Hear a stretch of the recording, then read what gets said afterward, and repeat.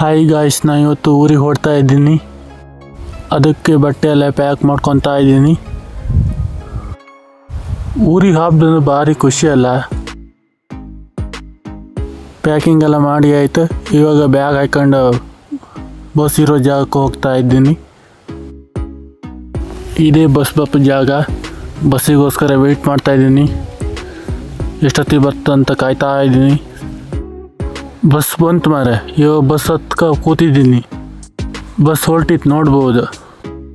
ಮಧ್ಯೆ ಬಸ್ ನಿಲ್ಲಿಸ್ರು ಮಾರೆ. ಎಂತಕ್ಕೆ ನಿಲ್ಸ ಅಂದ್ಕೊಂಡ್ರೆ ಎಷ್ಟಿಗೆ ನಿಲ್ಲಿಸ್ರು ಮಾರೆ.